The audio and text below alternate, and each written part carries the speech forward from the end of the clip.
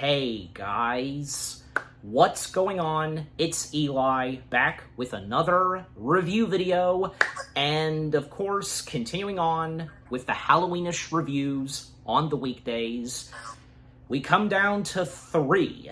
There's three more Halloweenish films left to review, and yes, the third to last Halloweenish film that now to review, and as was clearly teased in the last Halloweenish review, where after such a long wait, and through various rumors, Warner Brothers' petition at one point to actually get a sequel underway, but that never came to be, and so many delays, the planned film being put on the shelf and such, but until the time finally came for this to exist, it did.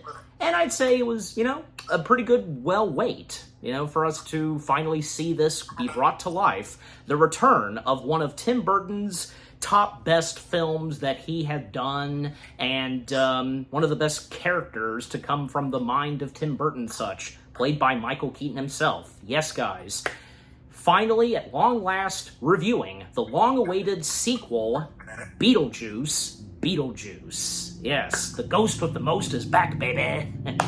However, I am not reviewing Beetlejuice Beetlejuice alone, because as I did also mention, that another friend would be joining me for a review collab, and in the case of this, joining me is special guest whom has been a fan of what's been on the Little Blue channel and has now become a good friend of mine.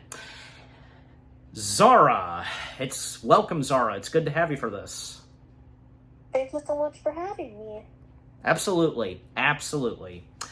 So, the first things we have to say about Beetlejuice Beetlejuice. Well, Zara, by all means, we'll start with you. What are the first things you have to say about Beetlejuice Beetlejuice? Well, I'll start very briefly by saying that, as someone that absolutely loves the first Beetlejuice, it's my favorite Tim Burton movie. I thought it was a pretty decent, good follow-up. I liked that it stayed faithful to the original. I like that they expanded upon some of the world. I like that we got to see, more of the cool Neverworld. I also like seeing more Lydia because I got to play that character in a parody film. Actually, so it was all very cool to me. I liked a lot of that stuff. Good, yeah. And if any of you know Zara, and if you follow her on YouTube, she does have a YouTube channel. She's an actress, and she's done a lot of, fan films and all that, and as she just mentioned, something of a Beetlejuice parody. So that's really cool. Okay, so for me, the first things I have to say about Beetlejuice Beetlejuice, well, like a lot of us, we were well aware that for many years, considerations and plans for a sequel to Beetlejuice, and yeah, because this went through development hell pretty much, and as I said, this went in and out of production, been put on the shelf and all that, but finally, at some point, Brad Pitt's production company stepped in and, was going to make this film come to life alongside with Warner Brothers. Tim Burton, rightfully so, coming back to the director's chair, especially since after he took quite a couple of years off, directing another movie since Dumbo. That's another story. But in between, he did come back somewhat to the director's chair, only for TV stuff. He, of course, most prominently was a part of Wednesday, seeing Tim Burton, bring his own adaptation of Charles Addams comics to life, and it being centered on Wednesday. Not to mention that one of the cast members of Wednesday would get to reunite with Tim Burton in this, and it was really amazing. But until, we mention her some more. But yeah, so, me and everyone else, being very excited about Beetlejuice's release, and how great was it that that was the title. Very fitting that that was the title, Beetlejuice, yeah. And just knowing that this was finally going to be underway and whom was going to come back. Not all of the cast members, but yeah, most prominently, of course, Michael Keaton, Winona Ryder, and Catherine O'Hara. Great to see them coming back, and just to see Michael Keaton in that makeup/getup of Beetlejuice once again, and especially since Michael Keaton, by that point, was really making a good comeback, being one of the big stars and such, especially since a year before Beetlejuice, we previously saw him come back as the Dark Knight in The Flash. And after that, next year, we would see him return as the Ghost with the Most, and oh, it was such a joy, yeah. And from the trailers, and when the film itself came out, yeah, I mean, I was hoping, and despite that, unfortunately, Beetlejuice, it got affected by the strikes. No, I mean, because they managed to finish 99% of it, according to Burton, so they really didn't have that much left to finish filming Beetlejuice. But besides all that, and I was hoping that, you know, again, despite the strikes, that this would turn out really good. I mean, from what I was sensing, like, you know, from Burton and the others, it seemed as though that the sequel had potential. And I'd say it did. And yes, yeah, because I agree with what you said, Zara, because being decent and such, and not to say that Beetlejuice was a bad sequel. No, I mean, obviously, Beetlejuice, it definitely cannot top off the first Beetlejuice film. Just what the first Beetlejuice film had to offer, you can't do it twice, really. Exactly as how the first one did it. But me and my dad, having seen Beetlejuice in theaters, well, as I recall, both me and him, we really enjoyed Beetlejuice. It was great to see it on the big screen, Michael Keaton on the big screen as the title character himself, you know, and seeing a Tim Burton film that, you know, we hadn't seen in quite a while where, you know, he's directed a movie and such. And, yeah, it's just amazing what Beetlejuice had to offer with its storyline and really bringing back some of the charm that came from the first one, how the first Beetlejuice film was done, and in this, because I'm sure as we all remember, knowing that this was going to have a lot of practical effects and not a lot of CG. I'm sure there were a few here and there, you know, for some specific shots it, you know, required, but besides that, there was a lot of practical stuff, and that's, yeah, rightfully so. And yeah, because that's one of the biggest things to come from Beetlejuice is the practical effects. So it was great seeing that. Returning cast members and new cast members that were a part of this, they all did a fantastic job. And Danny Elfman's music and score, of course we had to have Danny Elfman back.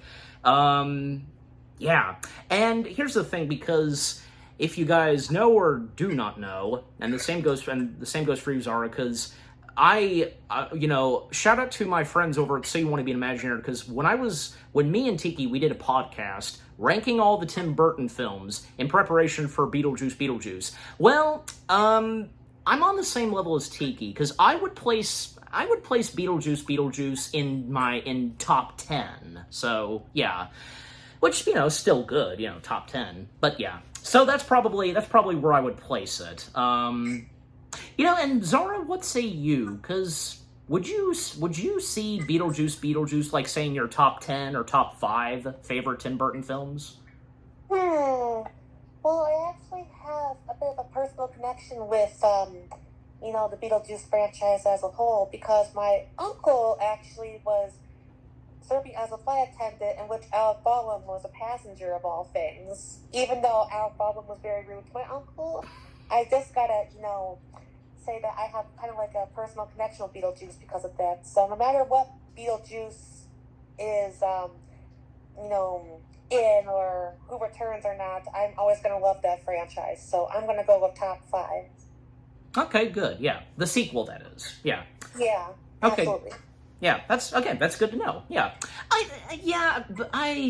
say, yeah, I would be, like, I think it'd be, for Beetlejuice, the more I think about it, probably would be in between, say, top 10 to top 5, like, very close to where the top 10 ends and where the top 5 begins, probably, but anyways. Yeah, absolutely, and it's the most, like, Tim Burton-esque film, like, Beetlejuice 1 and 2 are the most Burton-esque films of everything he's done, in my opinion. Like, the makeup is really good, like, the Neverworld design is very much his style, you know, that's why I love it so much. And the sandworms, like you mentioned, you know, practical effects, I loved seeing them be all stop motion again. I love that so much. Yes, it wouldn't have been something Tim Burton, and especially Beetlejuice, if we didn't have stop motion on account of the sandworms. Mm-hmm. Yeah, because that would be kind of a crime if the sandworms were not stop motion. That's for sure. I know. Yeah, but anyways, to finish off with the first things I've had to say, first thoughts, etc. Yeah, just overall, Beetlejuice. Maybe not the really perfect sequel, but again, there's nothing really bad about it. It's okay, decent, like what Each Mean Zara just said. Just, yeah, a decent follow-up to the first one, and again, the sequel will never top off the first Beetlejuice film, but that's not to say that the follow-up was bad whatsoever, and that. Okay, so with the first things that me and Zara had to say, now, as always, for me, read the description / the story. Still haunted by Beetlejuice, Lydia's life gets turned upside down when her daughter discovers a portal to the afterlife, the netherworld as it's referred to. When someone says Beetlejuice's name 3 times, the mischievous demon soon returns to unleash his very own brand of mayhem. The juice is loose.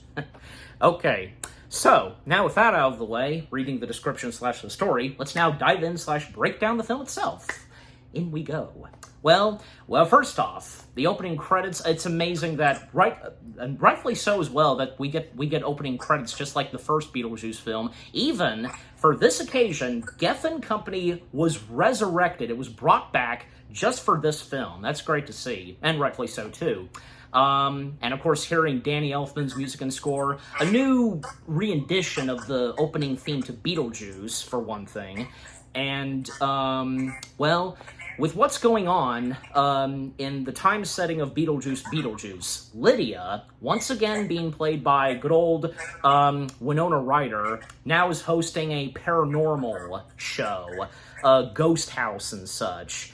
And basically, because being an expert and such on the undead and, you know, paranormal activities, and her being a physic medium and such, and, you know, just entering into people's houses and trying to communicate with the dead and all that. But during a recording of her show, well, she sees quick shots of Beetlejuice popping in and such, and, well, that's not a good sign, and Beetlejuice seems as though that it's a little hint for Lydia that Beetlejuice is starting to come back in her life.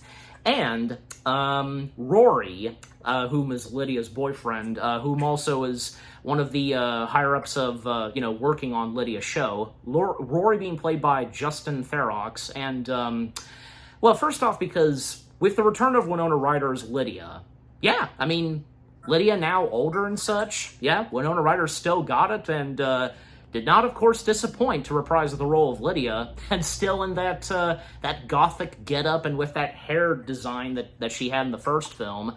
And, yeah, and Justin Theroux's Rory, I mean, yeah, I'm aware to those that probably thought that Rory was not really a good character. Well, he's not really supposed to be anyways, that's the point about him. But man, until we find out so much more about him, we find out his true colors and such. Oh yeah, that makes us really not like him, and just what a jerk he is. But until we get there, so I mean, Rory, at first he seems decent, you know, being a kind, loyal partner to Lydia, and even when Lydia was about to take some medication, but Rory just would not let her take it and all that, but, you know, just for today and all that.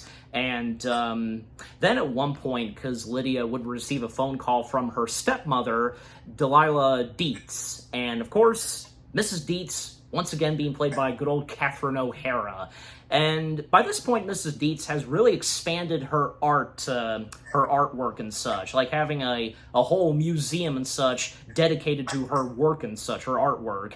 Well, basically, Lydia, you know, dashes to meet with her stepmother because, unfortunately, her father, Charles Dietz, and Well, I think for a lot of us, we were wondering, how is Charles Dietz going to be, how are they going to explain the absence of Charles Dietz? Well, for one thing, he dies. I mean, yeah, on account of Jeffrey Jones obviously not being a part of this for various reasons, yeah, but basically, in a flashback sequence with the use of stop motion, basically Charles, and if you guys remember, on account of the first Beetlejuice film, Charles, bird watching is his big thing. And he went on an expedition of bird watching, and when he started to come back, he boarded an airplane, and unfortunately at one point the airplane started to crash. One of the propellers and such, the engines caught on fire, and the plane, it crashed into the water. However, Charles did survive that, but up until he got eaten by a shark, that's how he gets killed and such. So, yeah. So, unfortunately, sadly, Charles dies, and, yeah. I mean, Lydia, she seems to handle this pretty well, but obviously she'd still be devastated. I mean, especially Mrs. Dietz, she's very devastated by this. And, well, then Lydia would try to reach out to her daughter to inform her that Grandpa had sadly died, but... Okay, but Zara, we'll come to you now, because with what I've talked about so far, the opening to the film, Winona Ryder, Justin Theroux, and how Charles Dietz's absence is handled in this, what say you? Well, my notes for what you talked about so far is that, well, Winona Ryder just happens to be, one of my all-time favorite actresses alongside people like Alicia Silverstone. So, of course, having her come back was a huge win. Same with Catherine O'Hara. I love her, too. I agree with your thoughts about the character of, his name was Justin, you said? Well, the actor, Justin Theroux, his character name, the character being named Rory. Rory, thank you. Mm-hmm.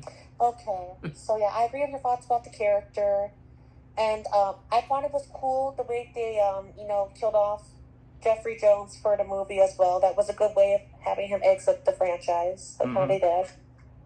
And, the story, obviously a lot changes over time since 1988 when the first film came out, so they had to update it for times in 2024. And, I thought they did a really good job of doing that, and getting who you're going to talk about next as Lydia's daughter, great move as well. Yes. And by the way, because, the first Beetlejuice, that was 1988. Yeah, so basically you wait 36 years for the sequel to come out. You have to update a lot of stuff, over 36 years, because that's 3.5 decades. Mm-hmm. Yeah. And, okay. All right, so there we go. All right, but continuing on, because, let's go ahead and talk about Lydia's daughter, Astrid. Enter Astrid Dietz, being played by Wednesday Addams herself, Jenna Ortega. Yes. Definitely it's thanks to Tim Burton that ever since Wednesday, Jenna really has become a big name of herself, and, great to see, rightfully so, that only fitting that she is a part of Tim Burton's next movie. And for a while it was speculated and rumored that maybe Chloe Grace would be Lydia's daughter, but in the end, it turned out to be Jenna Ortega, which, Jenna Ortega being a great choice. And, great choice indeed. Yes. Astrid, so getting to see Lydia's daughter in the Beetlejuice sequel, because, Astrid, whom really has hard feelings towards her mother, and especially on account that, sadly, Astrid lost her father at a young age, the husband of Lydia, and ever since then, and because Astrid's mother, interacting and communicating with ghosts, Astrid always wondered why her mother could never reach out to her father and such. It just it hadn't been really easy for Lydia to do so. Yeah, the communications and all that just being complicated and so on. And, the relationship being very mutual between both of them, and Astrid, not believing in the paranormal ghost stuff like her mother does. Even say on account of Mrs. Dietz, but, But obviously that would change very later on in the movie that, yeah, Lydia would now get to believe in the ghost stuff and all that. But, besides with what Astrid goes through almost throughout the film, no, I mean, Astrid was a really good character. Jenna, again, fresh off of Wednesday, did not disappoint as Astrid and being a part of a Tim Burton film. Yeah. But what say you, Zara? Anything else like you've got to say about Jenna Ortega as Astrid and, yeah, with the character herself? Well, I really have liked her ever since I saw Wednesday, so once I heard that she was going to be in Beetlejuice, I knew for a fact that, the film was going to be awesome.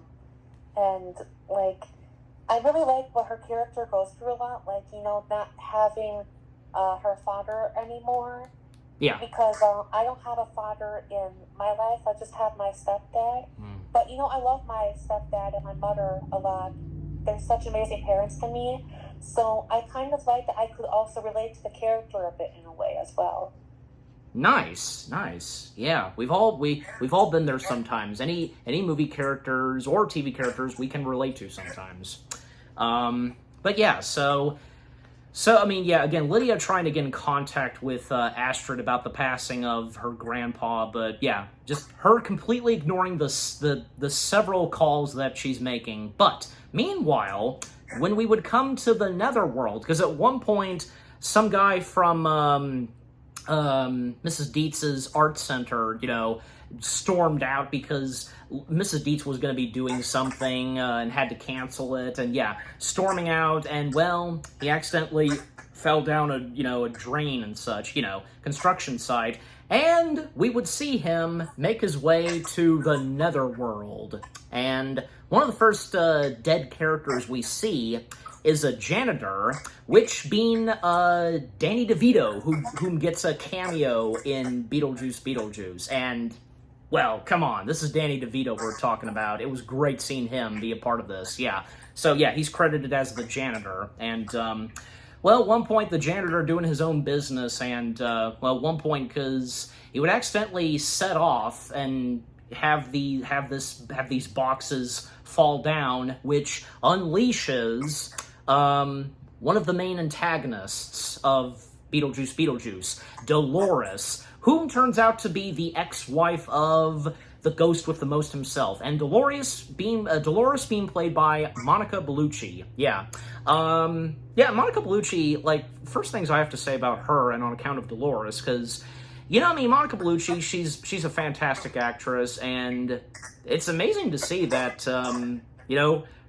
for her to be a part of in the world of Tim Burton. Not to mention at the time, Monica and Burton, they were dating and such, and just for that movie, technically Monica was the new Burton girl, I guess you could say, just like how Helen Bonham Carter was. But point being is that yeah, so for her to be a part of Beetlejuice, playing one of the main antagonists, she did very well. She fit so well in the world of Tim Burton's filmmaking, and most prominently Beetlejuice. With what Dolores is like, and knowing her background and history, and when we get some backstory of Dolores, but what she's like and how she puts herself back together, assembling herself, and oh man, it's amazing. But just yeah, the creepiness and the scariness that comes from Dolores, that she's very threatening, especially to those in the Netherworld. She's a soul sucker. Not a good sign, and literally sucking the souls of those that are already dead. She starts with the poor janitor, just oh man. But yeah, and coming back to you, Zara, anything you've got to say about say Danny DeVito's cameo, and also Monica Bellucci, Dolores, etc.? Love the Danny DeVito cameo, and I also think that it was interesting to see some backstory for Beetlejuice, but now it got me thinking about it'd be so cool if they got some more characters from the Beetlejuice franchise to make an appearance at the Beetle House restaurant in New York City where I celebrated my birthday, because I know they had Beetlejuice himself there, in terms of the characters from the movie, but I don't know what other characters they have in terms of the Beetlejuice franchise perform at Beetle House in New York. And I really love that restaurant a lot, so. Cool. And anything to say, because as I also asked about Monica Bellucci and the character of Dolores? Yeah, I really like the fact that, she got to play the character because I think she's just a fantastic actress as well. That's a, reoccurring trait with this franchise is that there's a lot of good actors, playing these characters. So, once again, she did not disappoint. I'm happy to see that she played a very interesting character, too. Mm-hmm. Yeah. And, yeah, let's go ahead and talk about the ghost with the most himself, to finally see him back on the spotlight, on screen. Yes, good old Michael Keaton himself back as the ghost with the most, Beetlejuice. Yeah. So now, like, him, because as we all remember, like, at the end of the first Beetlejuice film, he made his way to the Netherworld, the business office and all that, and found himself, like, being, like, the main boss of where, every of the employees are working on papers and all that, and definitely by Beetlejuice Beetlejuice, and how popular one of the dead characters from the Netherworlds was, we got to see a lot more of that character, but the fact that there's I guess you could say a breed of them, the Shrunken Heads. We got to see a lot more of the Shrunken Heads in Beetlejuice Beetlejuice, and one of them especially, being one of the main characters, Bob Shrinker. That's literally how he's named, Bob Shrinker. And the, body performance of Bob Shrinker being played by Nick Kellington. Yeah. So, how fitting is it? Because, Beetlejuice's employees are some of the Shrunken Heads. All of them are wearing yellow suits. And Bob especially, he gets a big name tag, and not to mention Beetlejuice, he's been carrying a photo of young Lydia for God knows how long, and yeah. But what say you, Zara? I'm sure as though, you were happy to see that we got so much more of the Shrunken Heads in this. Well, Michael Keaton as Beetlejuice, what more can you say than that? It's just one of his best performances. I absolutely love seeing him return to the role. The Shrunken Heads were a nice addition, too, for me personally, because, the entire Neverworld itself, as, practicing Wiccan, I'm in love with, the Halloween style of the Neverworld, and the Shrunken Heads definitely added to the experience. I really like it a lot. Mm-hmm. Yeah. And anything to say on Bob? I'll just say that it was very nice to see them return. Absolutely. Yeah. Well, yeah, and point being is that, because one of the Shrunken Heads becomes one of the main characters, and in the case of Bob, so, yeah.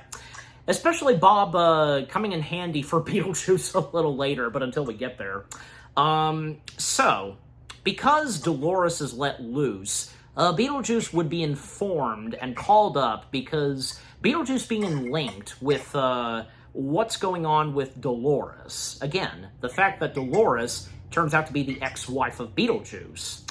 And thus, we get another good talent that's in Beetlejuice Beetlejuice. Enter Wolf Jackson, who was an actor, but now he's a detective and all that in the Netherworld. And Wolf Jackson being played by good old Willem Dafoe. Seen Willem Dafoe.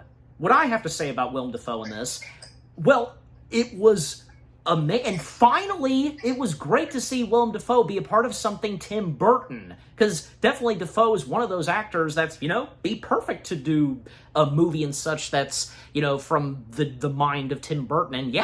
And golly, his character Wolf Jackson, and especially, the getup of Wolf Jackson, the fact that half of his head is missing because, parts of his brain being in colors, that was a nice touch. And, Willem Dafoe, he was so good in this, and with the character of Wolf Jackson, with what Wolf Jackson is like in Beetlejuice, what more do I have to really say? Because all I can really say is that Willem Dafoe, he's the man, and he definitely did not disappoint being in something of Tim Burton's, and in this case, the world of Beetlejuice. All right, and Zara, what say you on Dafoe and the character of Wolf Jackson? Very awesome to see him in the movie. He actually grew up in my home state of Wisconsin, not too far away from where I grew up, actually. Cool. So it was very cool to see him in the movie in terms of, that fun fact. I also like him as an actor, and I liked his character a lot too. So I'm very happy to say that it did not disappoint. No, absolutely not. And like I said, he fits so well in the world of Tim Burton's movies with this. So point being, with Wolf Jackson calling in Beetlejuice to inform him about, Dolores, and if he's familiar with Dolores, and like a practical effect where Beetlejuice's eyes and tongue stick out, that was funny and amazing. And Beetlejuice denying that he has no idea who this woman is, and saying that, she's probably a fan of mine, and so on. And Wolf Jackson, informs Beetlejuice that he should, stay away and, not be caught by Dolores and all that, just, stay out of the way, and hopefully Wolf Jackson and the others, they'll try to manage to take down and stop Dolores. And by the way, because... and right before that, there was a moment where we technically do have Charles Dietz in this, but only half of him, because almost the entirety of his body, like his from his head and all that, but all that's left is just, say, his legs and, part of his torso. That's all that's left on account of the shark bite.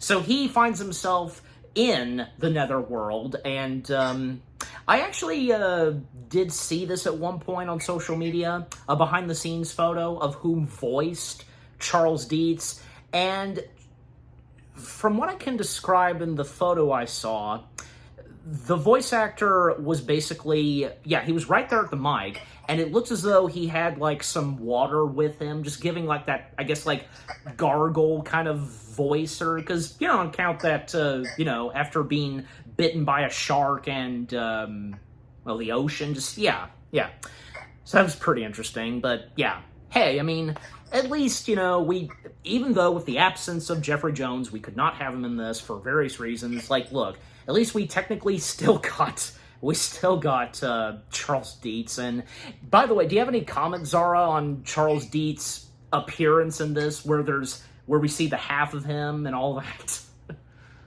Well, it just had to be done, and they did it in a very good way. So, thumbs up to taking care of the situation. Yeah, agreed. All right. And yeah, by the way, because the funeral for Charles Dietz happens, and it wouldn't have been the same if we didn't have this. We have having one of Harry Belafonte's songs, most prominently Banana Boat. We have the Banana Boat being reprised in a new way, where kids choir performs Banana Boat, and presumably because the song being a favorite of the Dietz, so that being performed. And yeah, by the way, because it was so hilarious, when Lydia and Mrs. Dietz and Rory, they all made their way to Astrid's high school to inform her, and Mrs. Dietz really upset and just kind of, she pretty much embarrassed Astrid. And not to mention that pretty much everybody in Astrid's school knows whom her mother is. Everybody does by this point. Yeah. So, yeah, and by this point, because they have to make their way to Winter River. We see the return of Winter River, and rightfully so. It was great to see that, of course they had to. They returned to that various location where they first filmed for the fictional town of Winter River in the first film. So it was great to see that red tunnel, it's in there, that church, and of course, the house, seeing that too. That was great as well. And, and so the funeral happens, and like I said earlier, where, Astrid just wondering why. Why can't her mother not get in contact with her late father and such? Yeah. And by the way, because I mentioned the house in Beetlejuice, the Matlin's house, because, well, obviously, I think the question for all of us was, would it be possible if we would have gotten, say, Barbara and Adam returning for this? Well, sadly, no, but hey, they are mentioned, and they should be, because, the Matlins were a big part of the first Beetlejuice film, and the franchise itself altogether. And here's a fun fact. They were at one point considered to physically appear. They probably would have been, they were, as I can remember, they were considered to appear and be like, say, de-aged or something, and we would see them, of course, in the netherworld. But that didn't come to be, and especially because, you know, on account on, because it just wouldn't have seemed right, and also on account because, you know, how old the Matlins were when they tragically died, and, well, obviously they went to a better place, and obviously they went on the Soul Train, probably. But yeah, and what say you, Zara, because how did you feel that we didn't get the appearance of the Matlins, but we still got a mentioning of them? Yeah, well, I like that they at least mentioned them, but I'm not sure if the Matlets could have even appeared because of the whole Rust fiasco of Alec Baldwin that was happening around that time. Yeah. Yeah, but Gina Davis, always loved her, you know, and I guess you can't have one without the other. But at least mentioning them was a smart move, and we know what happened to them. So I can't say that, you know, oh, there's a question unanswered with them or anything like that, you know. True, yeah. Good way to put it from you, just, yeah. So yeah, overall it was nice to see that they were mentioned, and, well, I mean, you know, the house being still intact, and not to mention there are black drapes all over the house. Well, that's because Mrs. Dietz views that as the house died as well after, you know, Charles died. Yeah, makes sense. Very fitting.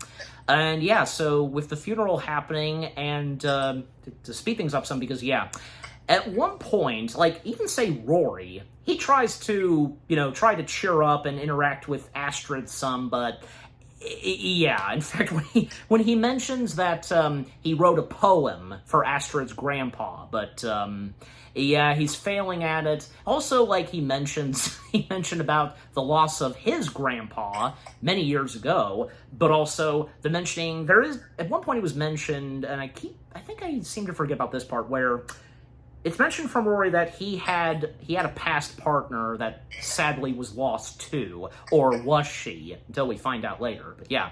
So, and yeah, and also, between Astrid and Rory, well, their relationship, not really good either, so yeah. And by the way, because Rory, out of nowhere, and very later on during the funeral, with everybody still there, Rory makes an announcement that on the day of the funeral that, well, asking Lydia's hand in marriage, and well, this of course comes out of nowhere for Lydia and everybody else, especially Astrid, and recommending that they could get married in, 3 days on Halloween night, you know, Rory managing to convince Lydia, and, you know, Rory announcing that, you know, she said yes, and with this upsetting Astrid, well, she storms off on her bike, and hey, just like in the first film, where we get some shots of people riding through town, yep, because we see that.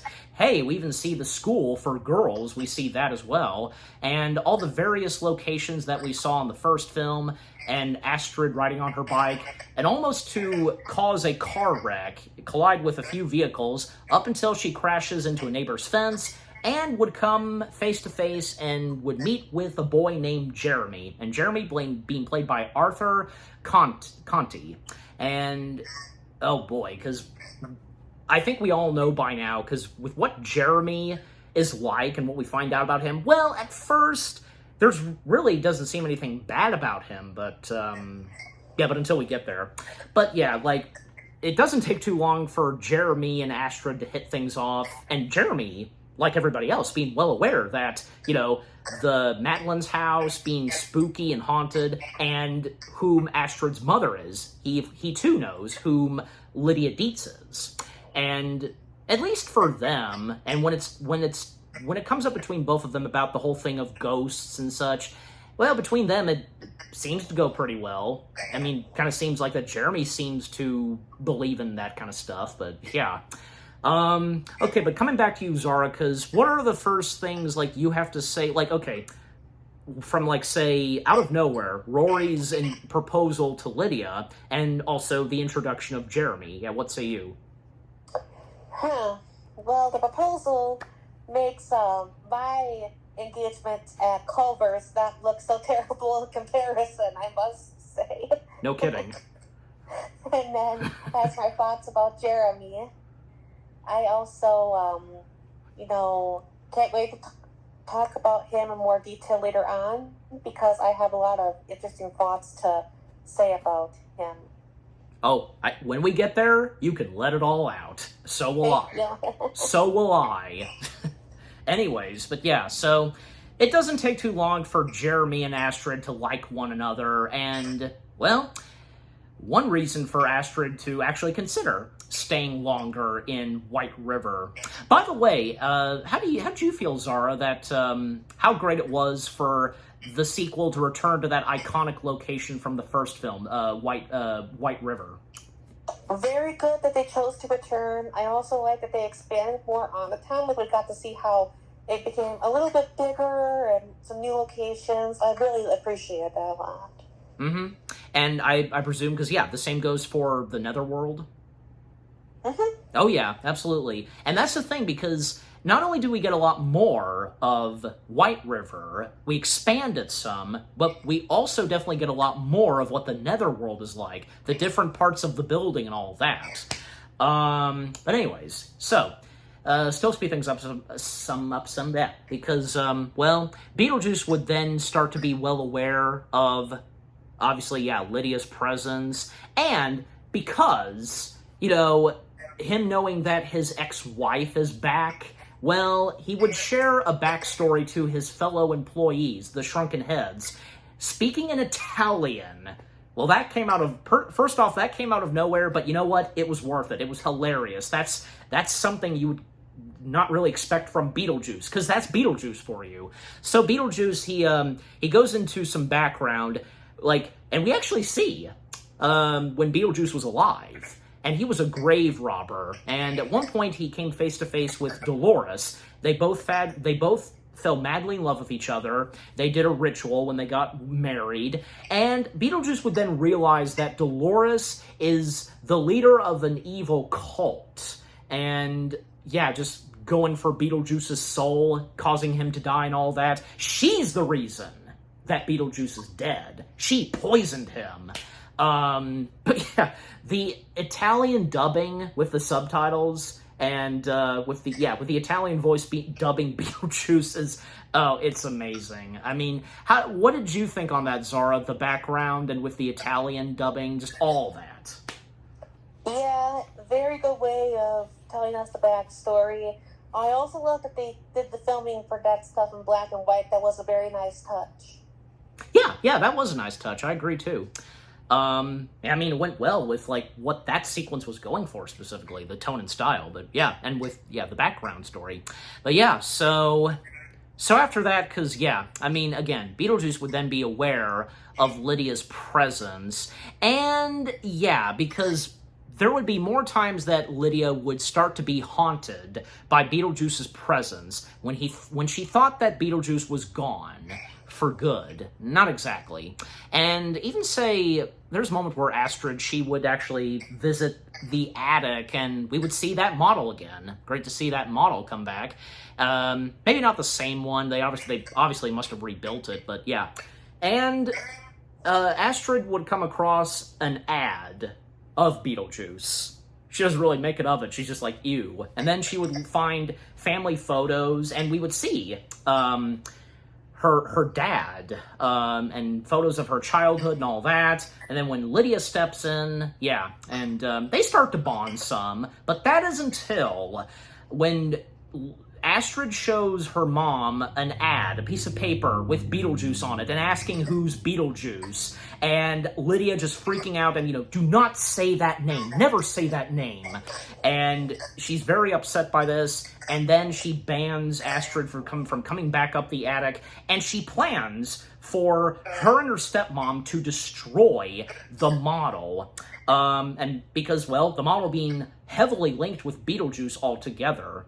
And it was quite funny when a couple of times Lydia was, breathing in and out, letting the stress out. and just very deep breathing and such. That was, and Delilah making a comment that she thought it was a moose. Anyways, but yeah, and to still speed things up some because because at one point Lydia would then share with Rory about what she had experienced years ago as when she was a teen and encountering a demon, which, you know who, and, because this is when they're back up at the attic, and Rory's there, and Rory, I mean, he's all ears, but he thinks it's just probably something that she's just going through, like, stress and all that, and maybe it's nothing, and he tries to help her, but yeah, by saying his name 3 times, and then it would lead to them being in the model, and they would come face-to-face with Beetlejuice. Yeah, that sequence where they come face-to-face with Beetlejuice, and Beetlejuice wants to reconnect with Lydia, really to marry her and such, and Rory, he's just, he thinks this is all an hallucination, and that Beetlejuice is a figment of his imagination. Oh, really? Is this a figment of your imagination? Where we see the back of his head and whatever's on his front face, comes out. Of course we get that again. Not to mention, Lydia, apparently she gives birth to a baby Beetlejuice. Yeah, but, golly, that sequence. But Zara, coming back to you, because with what I've talked about so far up to now, what say you? The whole let's go in the portal sequence, giving birth to baby Beetlejuice. My God, add that to the list of creepy things about Beetlejuice. That existed since the first movie. Yep, absolutely. Oh my God. Absolutely.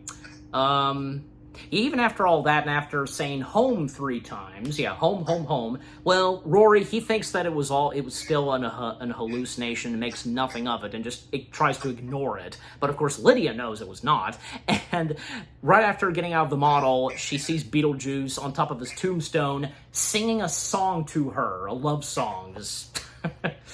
But by this point, she's determined for her and her stepmom to burn the model whatsoever, and to get out of White River. However, because Astrid, she actually doesn't want to leave White River soon, because she then finally confirms to them on a boy she met. And on account that Halloween is coming up tomorrow, and also on account that it'll be that on the same day Lydia's wedding will be happening, well, Astrid would like to be there with Jeremy and such. Yeah, and the more interactions that Jeremy and Astrid had, and when it came to say, Jeremy inviting Astrid to spend Halloween with her in the house and all that. Not to mention, we do get a brief appearances of Jeremy's parents, but yeah, Jeremy's mom being played by Jane Leaney, and Jeremy's dad being played by David Iries. Yeah, but something about them that we'll find out later. Yeah. Also, Jane Butterfield. We get Jane Butterfield in this, and Little Jane. Yeah, Jane Butterfield, older Jane Butterfield, being played by Amy Nuttall, and Little Jane, littler Jane, as she's credited, Skylar Park. Yeah. By the way, how did you feel about that, Zara? That we got the return of Jane Butterfield and all that in this. It's an older Jane Butterfield. That's just really hilarious. Mm-hmm. Especially on account that the previous Jane Butterfield was like pestering the Maitlands, especially at the start of the first film. Because I just love the part where Adam, when she's at a window and Adam's just like, "No, Jane," and closes the curtains. I love that. Anyways, but alright, so anyways, but this could still speed things up some, because well, when it would come to say Halloween night, well, Lydia, she drops off Astrid at Jeremy's place, and well, to go ahead and talk about this, where the more interactions that each of them have, Astrid is technically in costume, and so is Jeremy, going for a James Dean look. Yeah, well, on account of the red jacket, duh. Well, they seem to still hit it off some, and even up until, say, Jeremy would then go in for a kiss. And because of this, then we would see that they're floating. And, oh boy, because, yeah, when Astrid at one point is freaked out by this, and, yeah, turns out that Jeremy is a ghost. And now Astrid believes and realizes that her mother was telling the truth. Yeah. And thankfully, like Jeremy, he assures her and explains what specifically happened to him. He at one point sneaked in beers and he was on his treehouse, but at one point he slipped off the treehouse and he broke his neck. And we see the neck marks right there, like where he broke his neck. Yeah. So, and for a long time, he was never able to leave the house ever since he died. Not even going past a specific tree. And, but until Astrid discovered him, and to Jeremy's surprise, Jeremy could be seen by a living being, in the case of Astrid. Yeah. And, not to mention that we did see this early on, the manual for the dead. Yeah, we see that again. Of course we'd have to. And Jeremy, then going into more detail about the manual. And Jeremy does mention this to Astrid, that, he would like to try to come back as a human, come back to life, basically, with Astrid's help. And maybe, while doing this, maybe there's a chance that Astrid could come face-to-face and reunite with her father in the Netherworld. And like what we saw in the first film, the whole thing of, using a chalk and making a door and knocking 3 times, reading the specific words on the manual, that, yeah. But while that's going on, when we come back to Lydia, and very soon her wedding will happen, well, she has an interaction with Jane, and with the mentioning of Jeremy, and with the Jefferson Street. And Jane, well, she's well aware of Jefferson Street, and on account that apparently Jefferson Street 125 is considered the murder house, because according to Jane, turns out that Jeremy is not whom we thought he was, especially with Astrid. Jeremy murdered his parents, and when he tried to escape the police, going on his treehouse, that's when, yeah, that one part that Jeremy said to Astrid, he technically was right on. Yeah, because he did die, falling off the treehouse and breaking his neck. He did. But of course, Jeremy didn't give Astrid all the rest of the details. Okay, Zara, as of now, we can go ahead and say all we want to say about Jeremy. You start. Well, first of all, the whole murder house, and I'm thinking about American Horror Stories, but to get back into Jeremy, oh boy, Jeremy. Oh boy. Well, I will say this, he is played very well, and, the whole villain, starting out as one thing, but then slowly reveals themselves to be another thing, kind of reminds me a lot of one of my all-time favorite villains, the Belden from Coraline. Mm-hmm. So I did like that nice touch, they start out with this, and then as the film goes on, they reveal their true intentions, and it turns out they're actually a pile of garbage with narcissism and evil emotional intelligence and all those things we love to hate about people who suck. Mm-hmm. And obviously, for a lot of us, including you, didn't take too long to immediately despise Jeremy, right? Yeah. Yeah. I wish I could, but, I guess from what I can remember, like anybody, we were all surprised. I think for me, when my dad and we saw this in theaters, my reaction was like, oh, I was like, I had that kind of reaction. Yeah, that was kind of me too, in a way, I guess you could say. Okay, alright, so there we go. So, because of this, it wouldn't take too long for Lydia to dash back to Jefferson Street. However, by this point, and they made the chalk of the door and all that, they read the rituals and all that on the book, well, they've thus entered a portal to the Netherworld, but Lydia, she's too late to stop and warn Astrid. And because of this, Lydia has little choice, and the best chance she has is to get the help of the ghost with the most, which she does so. So when she goes back to the Matlin's house, up to the attic where the model is, she can't believe she's doing this. But again, what choice does she have by this point? She says his name 3 times, he pops out, and like I said early on, he says, "The juice is loose." That's totally a line that even the first Beetlejuice would have had, without a doubt. So Beetlejuice being informed about what's going on, and the only way Beetlejuice is going to help Lydia is if Lydia agrees to officially marry him, which, again, she has little choice. She has to, in order to save the life of her daughter.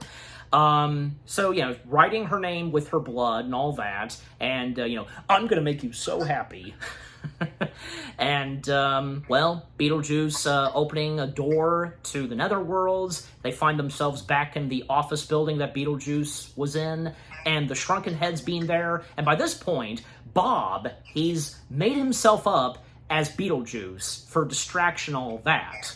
And, because Beetlejuice brought in Lydia, and same goes for Astrid, living souls in the Netherworld, that's a violation of Code 699. Yeah, which being brought up by, say, Wolf Jackson and the others. Yeah, breaking the rules and a violation of Code 699. And, it wouldn't take too long for Wolf Jackson to be informed of what Beetlejuice has done, bringing in a living soul in the Netherworld.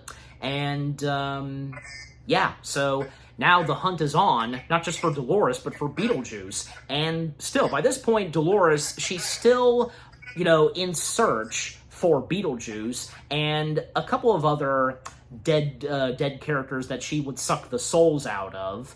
And, because, again, even though Dolores is the main antagonist, there isn't that much of her, but you know what?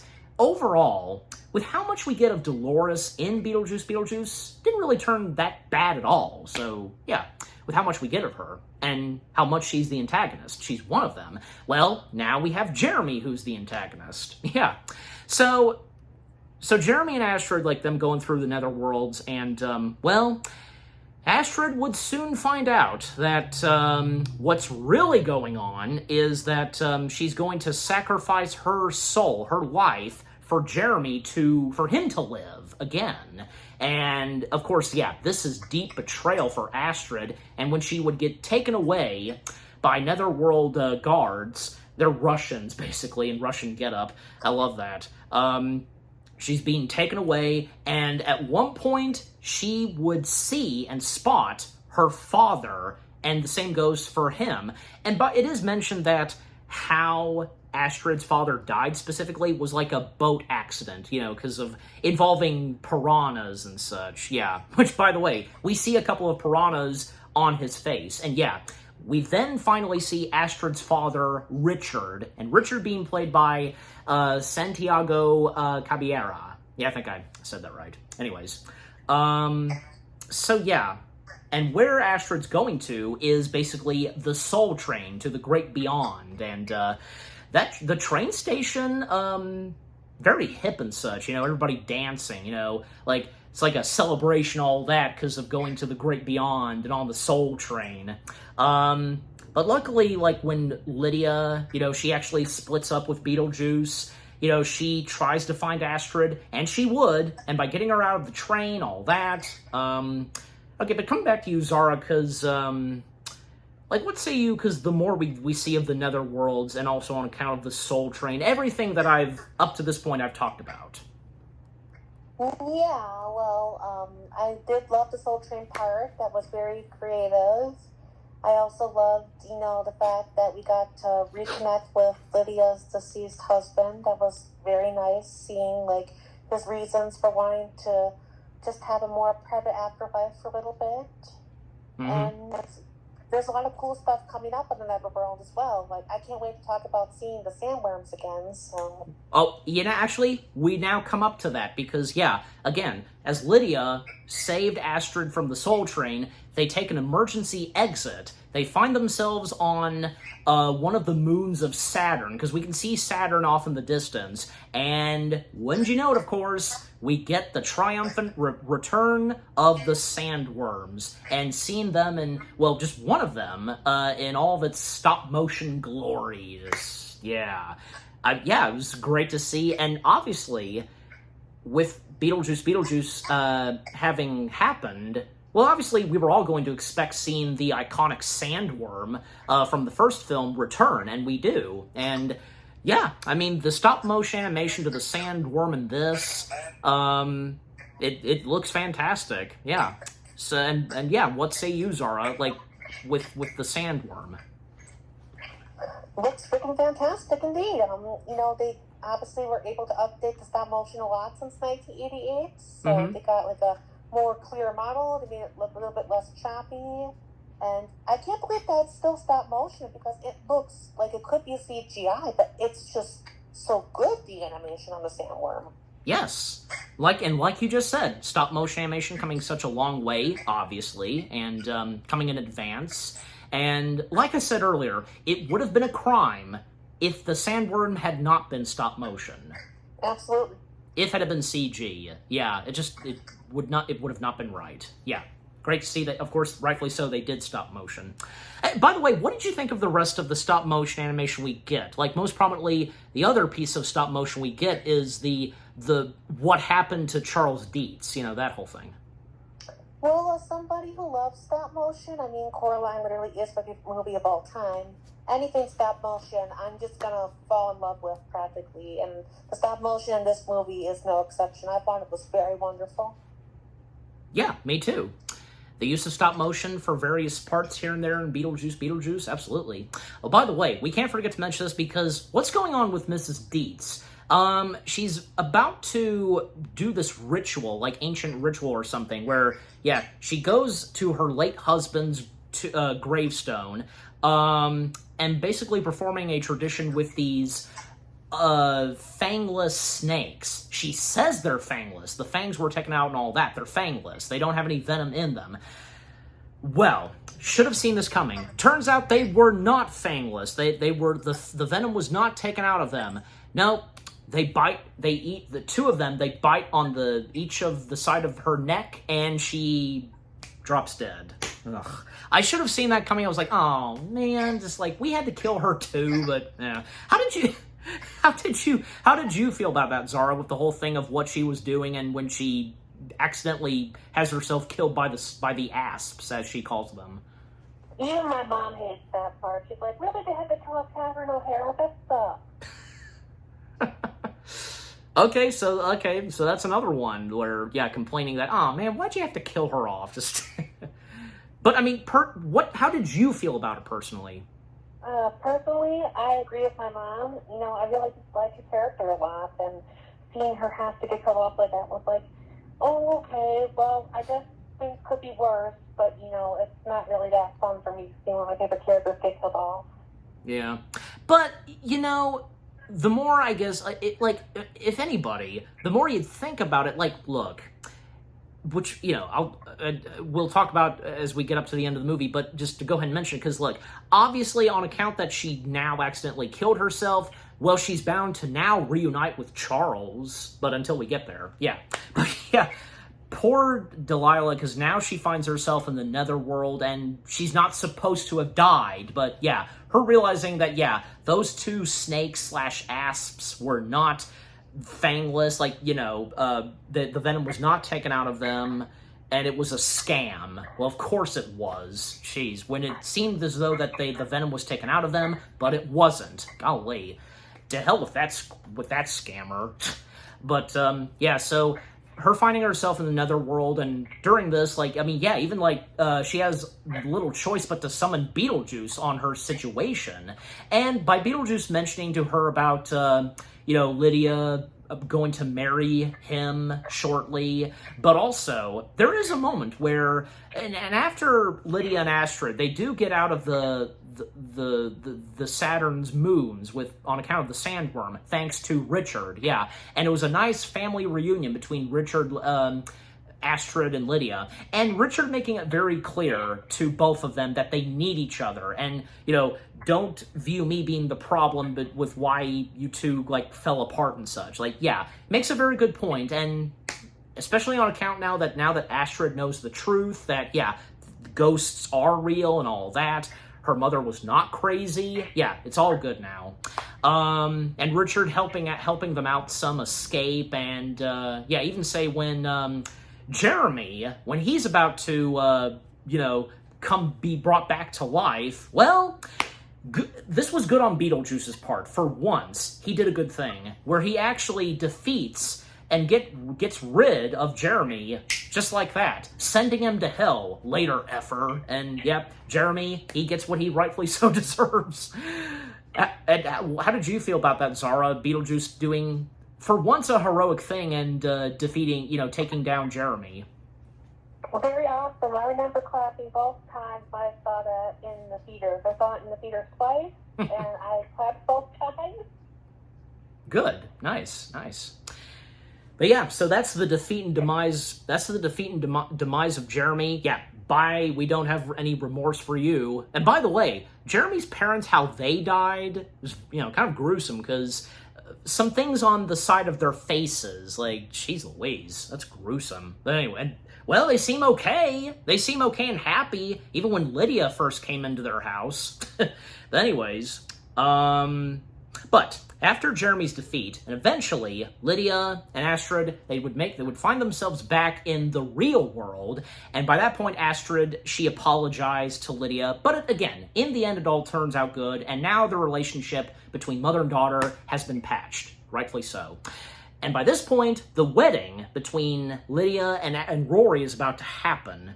And by the way, Father Damien. Can't forget to mention Father Damien, because, yeah, Father Damien being played by another great talent in this film, Bern Gorman. Well, I mean, Father Damien seemed like a pretty interesting and funny character. Like, when we saw him at the funeral, and the various lines he had, interactions, all that. Do you have anything to say on Father Damien, Zara? Father Damien, just a great side character overall. Yeah, that's a good way to put it. Yeah, overall. But yeah, and yeah, with the wedding proceeding as scheduled, and Lydia, she had no time to put on a specific wedding dress, just, yeah, nothing really. And there's a lot of people there with their phones out, social media stuff, but that will be interrupted when Beetlejuice steps in alongside with Delia, and, yeah, Beetlejuice crashing the wedding. This time, it's his and Lydia's wedding, and, yeah, Beetlejuice, of course, causing mayhem, and, well, it would lead to say where Beetlejuice actually puts some truth serum in Rory's neck. By the way, that shot where Beetlejuice puts the truth serum, I'm sure maybe that goes for some of you. It was one of those stilled images of Beetlejuice that was leaked online where we did get our first official glimpse at Michael Keaton in the get-up again as Beetlejuice and that makeup and such. Yeah, so I do remember that. But, yeah, point being is that, yeah, with the truth serum in, because, yeah, Beetlejuice is well aware of what Rory's really like. And, well, it turns out that Rory, he too, is another huge jerk. This time for sure, where basically, and because of the effect of the truth serum, he only wanted to be in a relationship with Lydia, and which would lead to wanting him to marry Lydia because of money. And he finds the whole thing of Lydia, what she does, you know, ghost activities and all that complete bullcrap. Not believing in it in whatsoever. But, you know, too late for him. Now he's experiencing ghost activities on account of, well, the ghost with the most. And Beetlejuice gives Lydia a boxing glove to punch the living daylights out of Rory. Well, he rightfully so deserves that. And what say you on when we know the full truth about Rory? Yeah, I feel so heartbroken for Lydia, but at least she gets the last laugh, and that makes me feel very happy. So, that's a good thing. Absolutely. Oh, and by the way, because what else was going on in the Netherworld? Well, Bob would be brought in for questioning on where Beetlejuice is. "Where's Beetlejuice?" says Wolf Jackson. And not to mention, when they opened the door, Beetlejuice and Lydia, well, that caused all the other shrinking heads to make a run for it, head into the real world.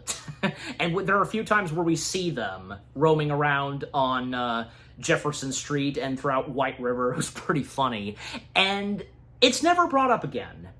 Never is. Like, it's just one of those things, and it's all good in the end. Anyways, but, coming back to the wedding and such, because, because now Beetlejuice is in full control. He disposes everybody that is attended to the wedding, having them be sucked right into their phones and all that. How did you feel about that, Zara? That creepy effect where they're being, sucked into their phones and such? Well, you couldn't do that back in 1988, but in 2024, makes perfect sense. Yeah, and now that in the events of this movie, iPhones exist. Here's another thing. Just like what came straight from the first Beetlejuice film, well, we'd have to have a moment where, we have a moment where some of the characters are being possessed and they're lip-syncing to a song. And I had I don't know if all of us really expected what song was going to be used. MacArthur Park. And this version of MacArthur Park being the one where the late Richard Harris sings it.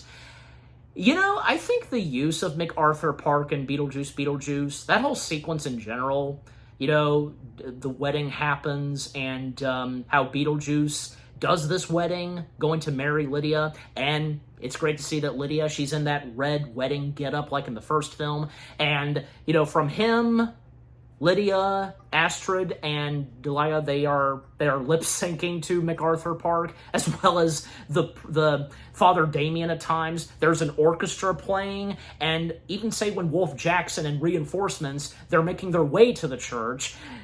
Yeah, that sequence all together, and with the use of MacArthur Park, well, I thought it was pretty funny. I also remember my dad. I can see looking at him that he thought it was pretty funny too with the use of MacArthur Park.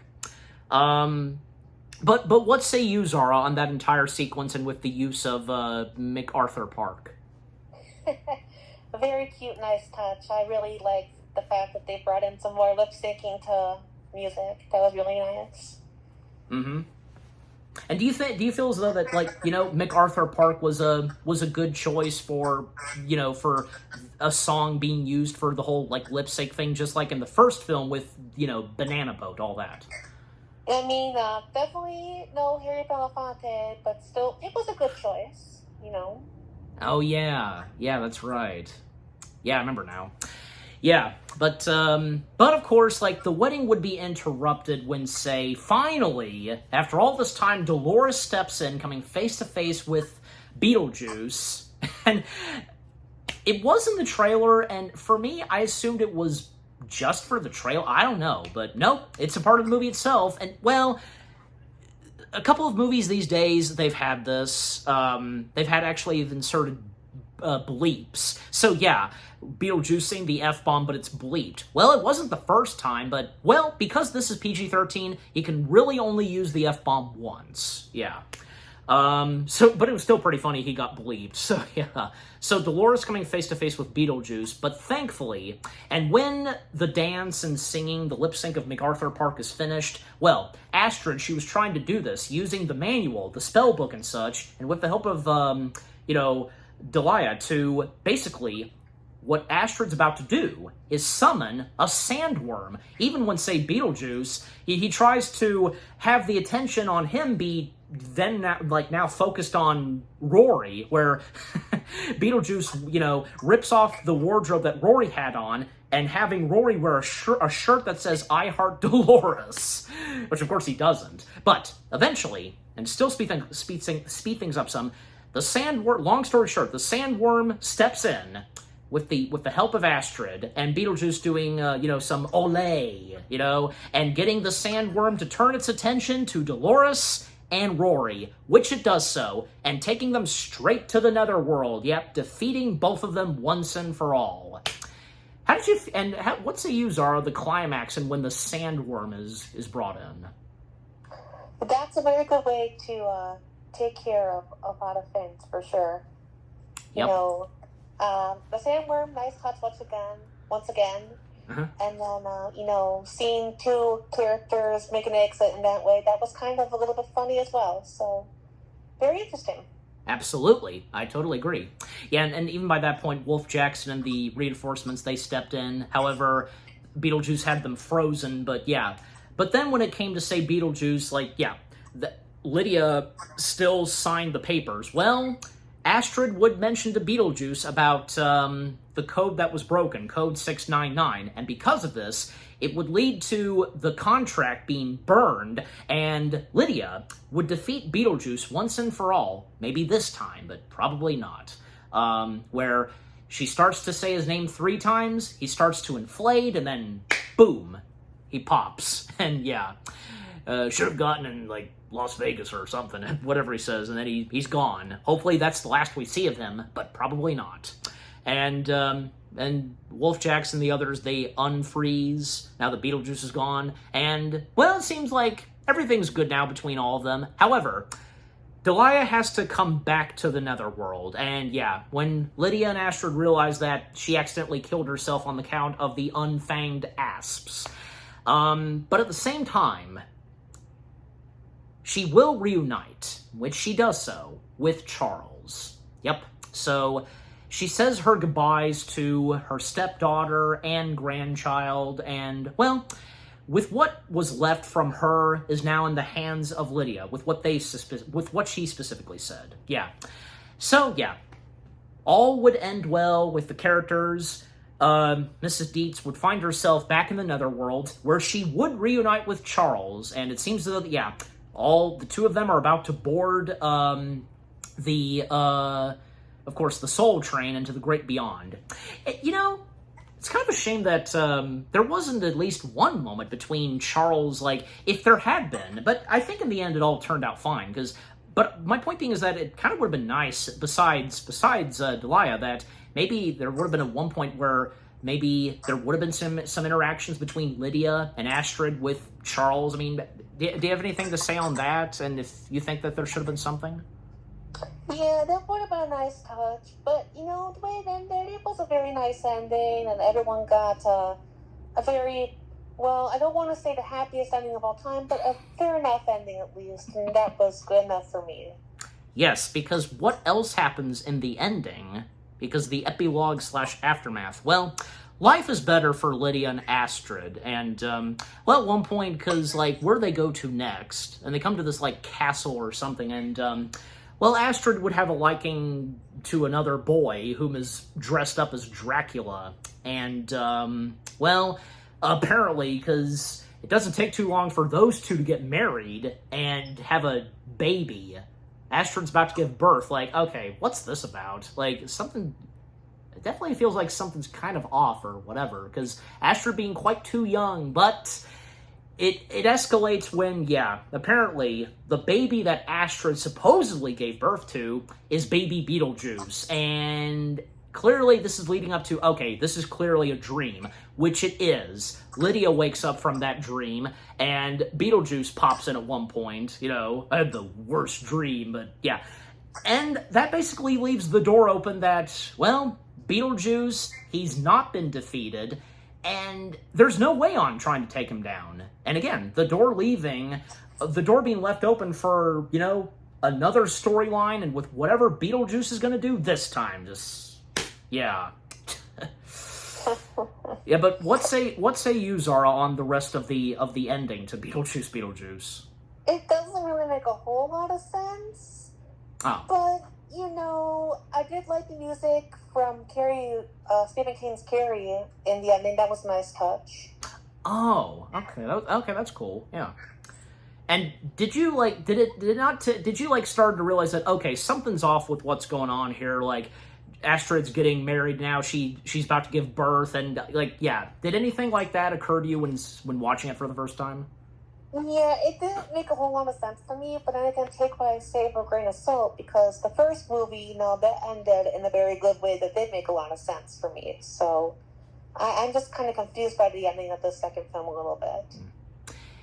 You know, genuinely for me, I don't know. I know I would have, but surprisingly, genuinely, I was not confused by the ending. Well, and especially on account that it turned out to be a dream with what happened with all that and such. Yeah. But, yeah. But I don't think it wasn't really a bad ending. Just, well, obviously. It wasn't bad. No, it's just that I didn't really understand, like, okay, if it wasn't a dream, then how come she's seeing Beetlejuice, like, after she wakes up? I'm confused by that part. Exactly. Yeah. But yeah, and like I said a lot of times through this review, and I'll say it again, and on account of the ending, because, well, yeah, first off, the ending to Beetlejuice, not as really, like, say, a, happy ending or anything like that compared to, say, the first Beetlejuice. And with the film itself entirely, not a bad sequel, but could not top off the first one. But yeah, but to round things off with what we have to say, oh, by the way, very quickly, what were some of your favorite dead characters in the Netherworld? Because with new additions we got, like there was one where a guy was coiled up by a snake, one that is Santa Claus, one in a container of water. Just, yeah, do you have any favorites in this? I would say the Santa Claus one because that was the funniest thing. Yeah, the same goes for me. I think that goes for a lot of us. The Santa Claus one, just, yeah. What specifically happened to this dude? Yeah, by the way, because even a surfer dude is in there as well. He, like lost his torso, his legs. Anyways. Alright, so, now to round things off, our final thoughts and all that. Beetlejuice. Again, it's not a bad sequel. It was very promising. It turned out to be quite promising, despite some things here and there, but for me personally, they didn't bother me whatsoever. And again, Beetlejuice, a good, decent sequel, but of course cannot top off the first one. Everything that Beetlejuice had to offer was pretty good and well done, and being very loyal and faithful to the first one, rightfully so. Tim Burton coming back to the director's chair, his direction for this, the casting, new faces that step in, most prominently Jenna Ortega, Willem Dafoe, Monica Bellucci, Danny DeVito's cameo, Bob. By the way, during the end credits, there's a dedication to Bob, because sadly, Bob met his demise when Dolores, she sucked the soul out of Bob. Like, quick comment from you, how'd you feel about Bob's death?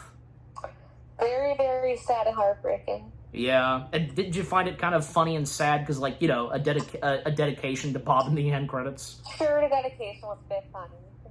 All right, but as I was saying, yeah, Bob being one of the characters too, yeah, cast members technically, and yeah, because he is credited, Bob is credited, and well, along with the dedication. Danny Elfman's music and score, the art style, direction to this, the costume, the wardrobes, the entirety of practical effects, from the stop motion most prominently, the sets, all that, the funny and emotional moments here and there, unexpected moments, but they were good and hilarious, the songs that were in Beetlejuice, most prominently MacArthur Park, and how they did Charles Dietz in this, yeah. Some other characters that didn't come back, but they do get a mentioning or two, like, again, the Hillans for one thing, yeah, Adam and Barbara. And returning to White River was amazing. Those iconic locations and all that. Everything that we hoped for didn't turn out bad at all. Just, yeah, overall. Beetlejuice, it's a really good, fun, decent sequel to Beetlejuice. Just, yeah. Okay, Zara, now turning over to you. What are your final thoughts and words of Beetlejuice? Beetlejuice. Okay, so could the story have used one or two more tiny tweaks? Sure. Yeah. But everything else about it, the way it looks visually fantastic, especially the wonderful makeup, costume design, set design, and stop motion animation.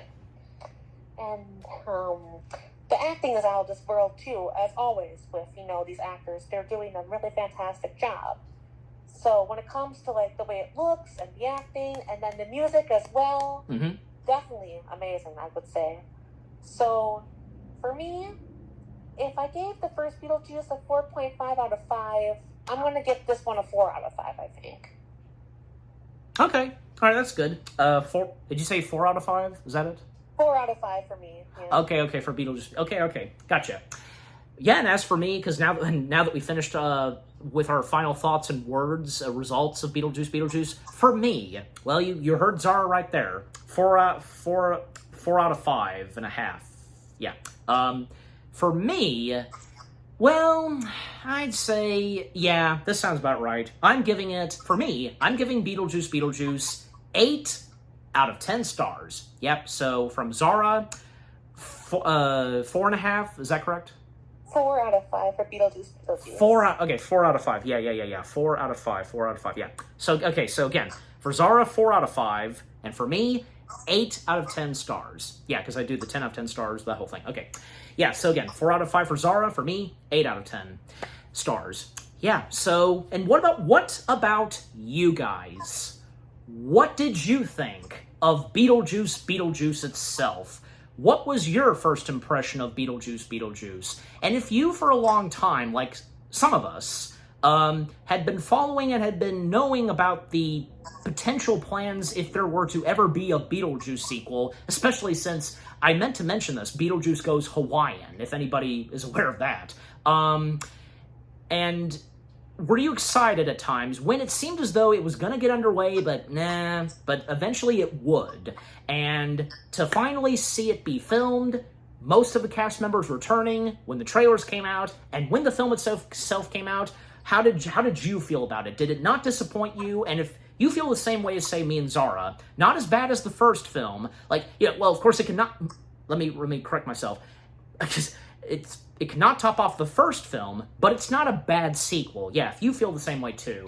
And do you feel the same way too that, yeah, maybe there should have been some tweaks here and there, but if they didn't bother you, everything that came from Beetlejuice didn't bother you, what did you think of the new additions to the cast?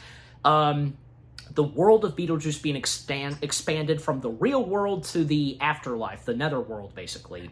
The return of White River, enhancing the netherworld, expanding it, as well as White River. Moments you did not expect. Moments that made you laugh your butt off, especially from Beetlejuice himself. The use of songs, MacArthur Park most prominently. And did you get a few jump scares? Because, yeah, there could be some for a few people on account of little kids. And just, yeah, with the surprising twists and all that to come from Beetlejuice. Great to see Michael Keaton return, reprising the titled character, as well as Winona Ryder, Catherine O'Hara, Tim Burton coming back to the director's chair. All of that. Just, what more do we have to say? Just overall, what do you think of Beetlejuice itself, and if it's also in your top favorite Tim Burton films? Yeah. With what all me and Zara had to say, our review, and yeah, what did you think of our review of Beetlejuice? Leave comments and give this review video a like, as always. And so, guys, with all that being said, thank you very much for watching. We hope you guys enjoyed our review of Beetlejuice. More review videos are coming your way. They're going to be awesome. Keep looking forward, and we will see you guys in the next video / review.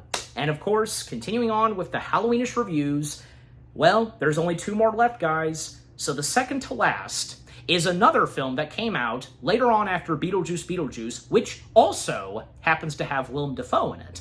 Let's just say, to best describe it, Robert Edgers doing his own movie adaptation of a vampire.